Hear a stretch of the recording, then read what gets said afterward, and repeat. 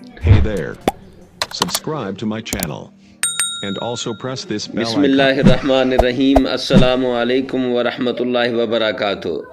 Imran Islamic studio के माज़ूज़ ख़वातीन व हज़रात, उम्मीद करते हैं कि आप खैरियत, आफ़ियत और सलामती के साथ होंगे।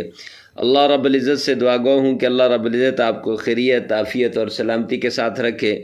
रमज़ानुल मुबारक के मसाइल में आज रोज़े में सुरमा लगाना, तेल लगाना और खुशबू का इस्तेमाल करना।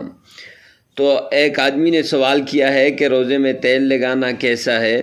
तो रोज़े की हालत में दिन में सुरमा लगाना, तेल लगाना, खुशबू सूंघना दुरुस्त है। इससे रोज़े में कुछ नुकसान नहीं आता, चाहे जिस वक्त भी हो। बल्कि अगर सुरमा लगाने के बाद थूक या नाक की गलाजत में सुरमे का असर दिखाई भी दे तो भी रोज़ा नहीं गया और न ही मकरूह हुआ।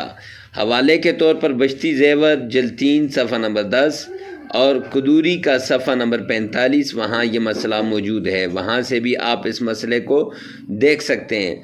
तो रोज़े की हालत में सुरमा लगाना, तेल लगाना और खुशबू का लगाना ये जायज़ है। अक्सर लोग गलतफ़हमी के अंदर, इग़लातुल आवाम के अंदर वो ये कह देते हैं कि सुरमे लगाने से रोज़ा टूट जाता है, या खुशबू के इस्तेमाल करने से रोज़ा टूट जाता है, या तेल के इस्तेमाल से रोज़ा टूट जाता है। तो इन तीनों चीज़ों से रोज़ा नहीं टूटता।